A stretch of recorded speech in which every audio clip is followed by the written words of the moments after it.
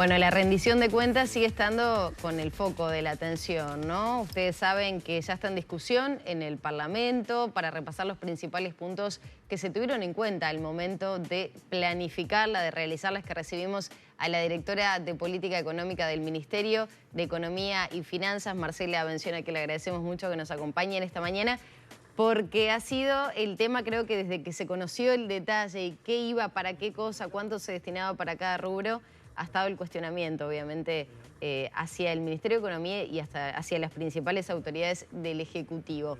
¿Qué podemos decir? ¿Cómo se podría definir esta rendición de cuentas? Que se hablaba de educación e investigación, pero ha tenido muchos reparos en ese sentido.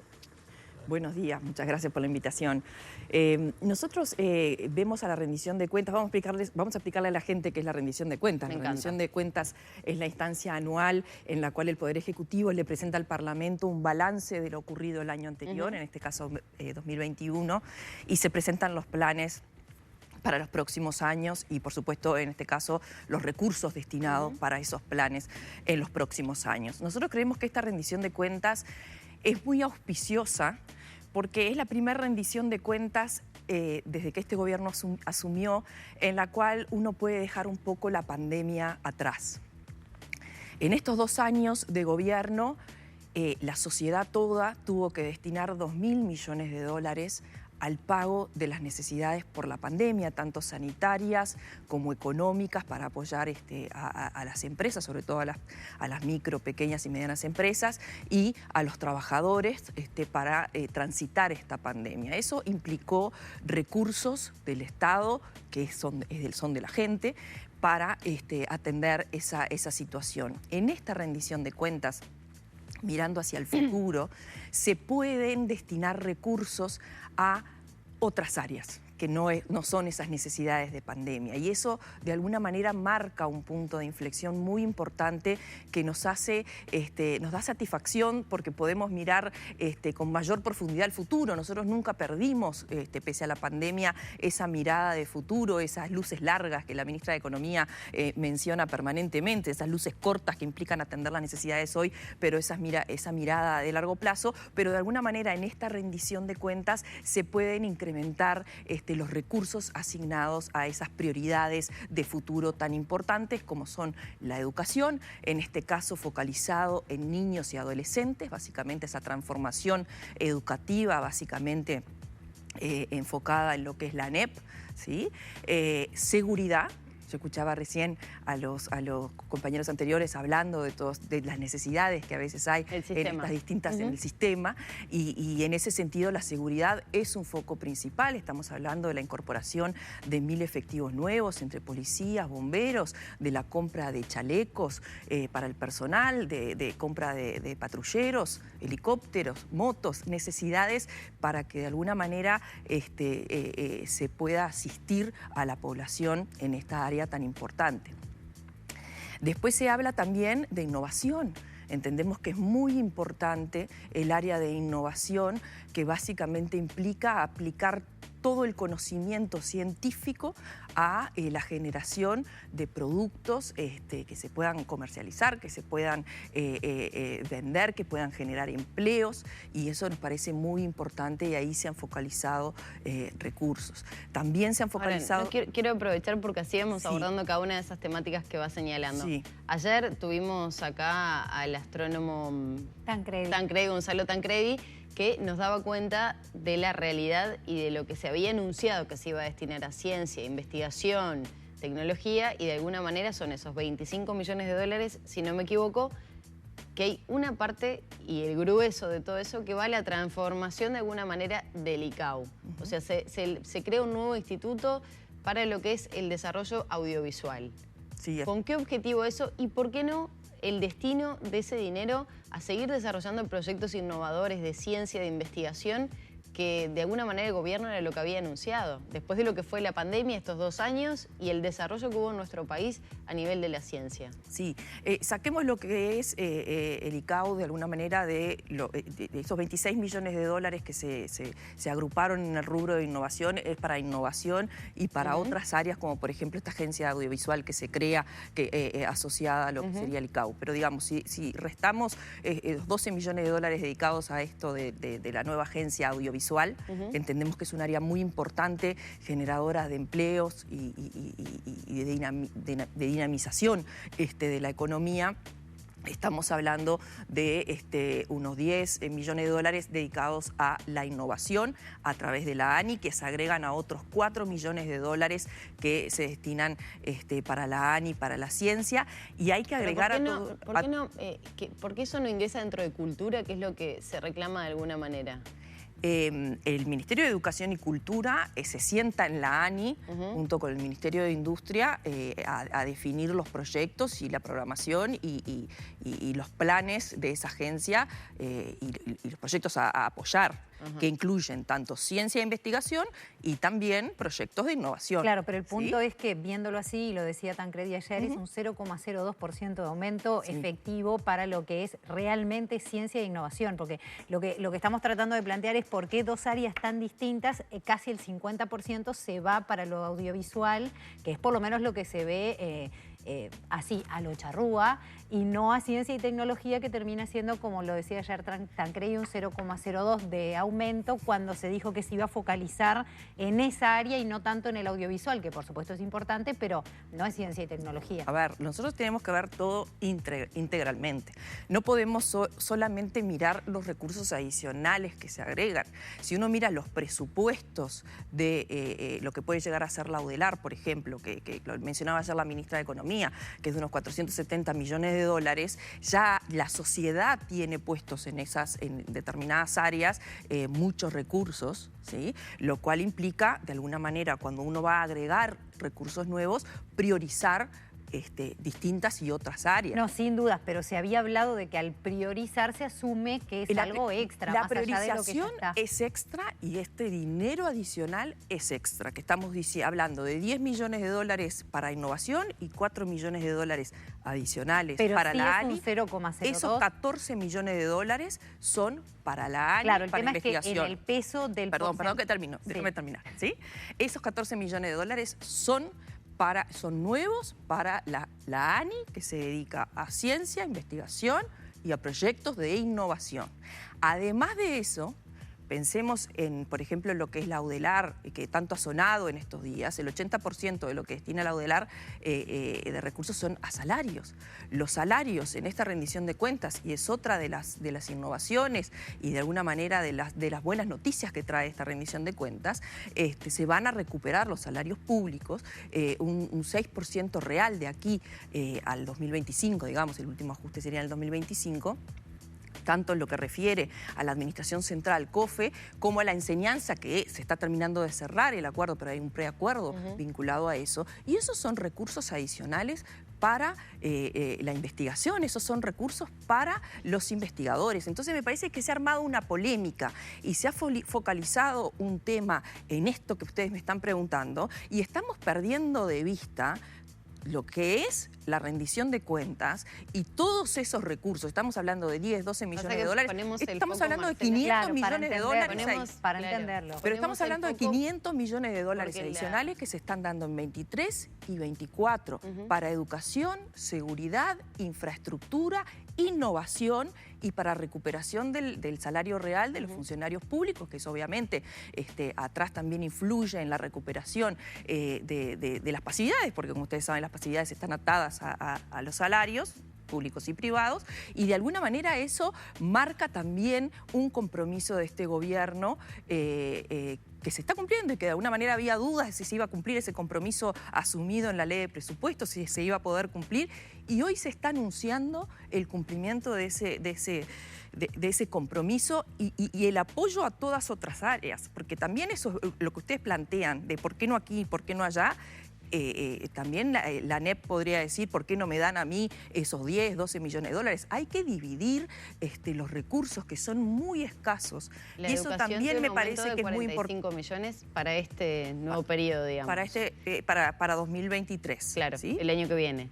El año que viene, y después para 24 hay otro adicional que no recuerdo exactamente. La pregunta, y por qué tal vez hacemos hincapié, sí. es más allá de las repercusiones que ha tenido luego de conocerse, es porque había cierto compromiso del Ejecutivo en estas áreas, sobre todo de la investigación y la ciencia, o de la educación y la investigación. Entonces, una de las preguntas que me surge, porque me ha tocado ir a cubrir, por ejemplo, las intergremiales de la universidad, se preguntaban por qué había desaparecido el inciso 26, que es el que dentro del proyecto de rendición siempre le genera un adicional a la Universidad de la República.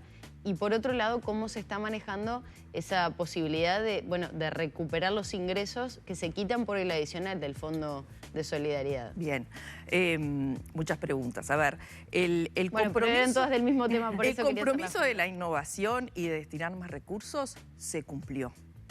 ¿Sí? Vamos a dejar las cosas en claro. Ese compromiso se cumplió. Bien, se podrá pedir más, se podrá pedir menos.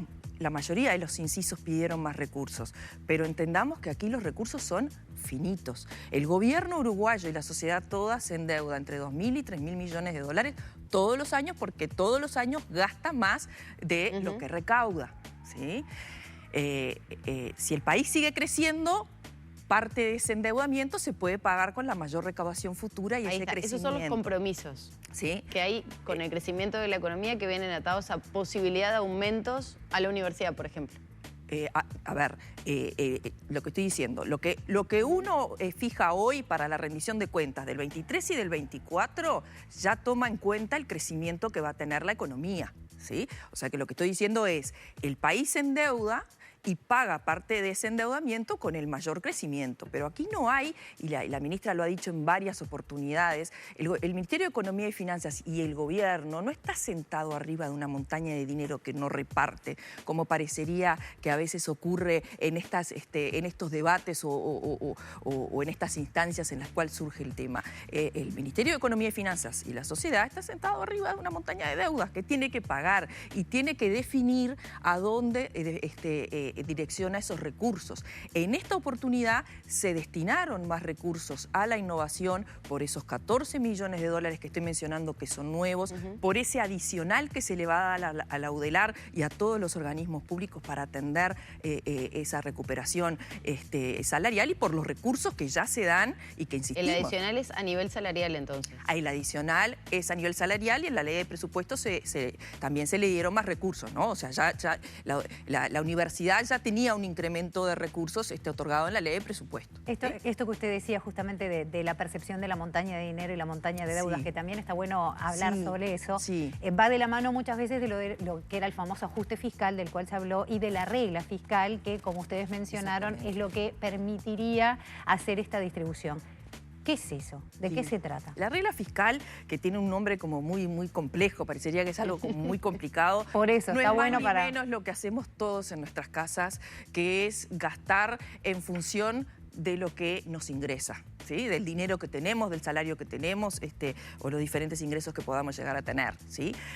Por supuesto que nosotros somos libres de endeudarnos, y seguramente todos nosotros alguna vez nos hemos endeudado para comprar una casa, para hacer algún gasto extra, pero de alguna manera uno al endeudarse tiene que prever que tiene que pagar ese endeudamiento, ya sea apretándose un poco hacia adelante y gastando menos y destinando parte del salario al pago de esa deuda, ya sea porque tiene previsto incrementar sus ingresos y paga esa deuda. Lo mismo se hace a nivel del gobierno. La regla fiscal lo que viene a hacer, que es algo que es una reforma estructural que este gobierno implementa, es otorgar un marco respecto a cuánto se puede gastar de los recursos que tiene el Estado o de los recursos futuros que va a tener. ¿Para qué? Para evitar endeudarse de más. Esa es un poco la crítica de la oposición, ¿no? De que como que quizás se recorta demasiado. No, a ver, termino la idea. Tenemos un marco para cuidar el dinero de los uruguayos y gastar en función de nuestras posibilidades para no tener que endeudarnos de más, porque si nos endeudamos de más, los inversores, las empresas, las personas, las calificadoras de riesgo, los que nos prestan la plata, empiezan a percibir que no somos solventes y nos empiezan a retirar el crédito o nos empiezan a cobrar más interés. Y eso se termina solucionando subiendo los impuestos a la gente, ¿sí? ¿Qué es lo que pasó en el 2017? Hubo que aumentar impuestos, ¿sí? Nosotros tenemos un compromiso de no aumentar los impuestos y para eso hay que cuidar el dinero y la plata de la gente. La regla fiscal lo que hace es darle un marco a cómo cuidar el dinero de la gente, que básicamente es gastar en función de lo que es el crecimiento permanente de la economía, y para eso también se forman consejos con profesionales independientes que no pertenecen al gobierno y que de alguna manera asesoran al gobierno en estos temas de cómo dar y otorgar ese marco para un mejor gasto. Yo no puedo creer que alguien esté en contra de cuidar la plata, porque es lo que hace día a día en su casa. Entonces, esas críticas a las que tú estás refiriendo, no las entiendo. Ahora, Marcela, ¿por qué, por ejemplo, estaba repasando un poco la evolución de las calificadoras crediticias sobre Uruguay? En 2019, y teniendo en cuenta todo este aspecto que señalabas, estaba en BBB. La mayoría de los calificaba en BBB. ¿Hoy en cuánto estamos? Estamos tenemos algunas calificadoras que nos califican triple B, ese BBB que tú decís, y otras calificadoras que nos califican triple B menos, que es el menor grado inversor. A eso queríamos... ¿Por qué se explica eso? Porque digo, si antes nos endeudábamos más, igualmente venían inversores a nuestro país y las calificadoras nos mantenían con un nivel de riesgo a ese triple B, ¿por qué ahora estamos por debajo si hay una nueva normativa fiscal? Buenísima la pregunta. Lo que importa en la calificación de riesgo no es solamente la nota, sino la perspectiva. La perspectiva que indica si la perspectiva puede ser neutral, puede ser negativa o puede ser positiva, ¿sí? Si es neutral, quiere decir que en los próximos años parecería que esa nota se va a quedar en donde está. Si es positiva, indica que en los próximos años seguramente esa nota va a subir, a percepción y a juicio de la calificadora de riesgo. Si es negativa, indica que esa nota seguramente en los próximos años va a caer. En el 2018... las calificadoras de riesgo, dos en particular, Fitch y DBRS, bajaron la perspectiva a la nota crediticia de Uruguay a negativa. Entonces, ese triple B menos que tenían estas dos calificadoras era con una perspectiva negativa. ¿Por qué? Porque la deuda había subido muy fuertemente, porque el gasto se había incrementado por encima de lo que sería prudente dado el crecimiento económico del país, ¿sí? El año pasado, esa perspectiva que era negativa se subió a neutra, justamente gracias a esta regla fiscal y a ese cuidado que no impidió incrementar los ingresos, porque, insisto, se aumentaron 2.000 millones de dólares en estos 2 años los gastos para atender la pandemia. Lo que se hizo fue cuidar la plata de la caja no COVID, lo que hemos llamado la caja no COVID, para atender los gastos en la caja COVID. Y ese marco de la regla fiscal, que es lo que permite ese cuidado y esa administración, fue lo que de alguna manera que las proyecciones son mejorar. Positivas para el país, son neutras, de acuerdo. Son neutras, ¿sí? O sea, lo que hicimos fue afianzar esa calificación de riesgo, que es muy importante porque nosotros estamos en el mínimo grado inversor por parte de esas dos calificadoras, o sea que bajar de nota implicaría cambiar del grupo de grado inversor al grupo de grado especulativo. Colombia lo perdió. El año pasado Colombia perdió ese grado inversor, ¿sabe? Y cayó al grupo de grado especulativo. Eso, de alguna manera, lo llevó a tener que pagar 2 puntos porcentuales más de tasa de interés anual. Eso para Uruguay implica más o menos unos 50 millones de dólares adicionales eso se traduce al año, en impuestos, me imagino. En intereses. O sea que estamos hablando de estos 12 millones de dólares para la agencia audiovisual, los 14 millones de dólares adicionales para innovación y... si hubiéramos perdido el grado inversor, ya 50 millones de dólares se nos hubiera ido en pagar más intereses de deuda. Por eso es que es tan importante para nosotros este tema fiscal. No es por lo fiscal en sí. Nadie quiere tener, yo siempre digo, un cuadro o un certificado de grado inversor colgado en la pared. Es porque esto de alguna manera nos permite... Pero es que es buenísimo poder conocerlo, porque hablamos tanto de las calificadoras de riesgo y no entendemos, creo que el común denominador de los ciudadanos de qué estamos hablando y lo que significa para el país a nivel Nacional de Distribución de Recursos. Así es. Marcela Besión, directora de Políticas Económicas del MEF, del Ministerio de Economía y Finanzas. Muchísimas gracias por esta charla. Por favor. Pasó Marcela Besión, por Arriba Gente también.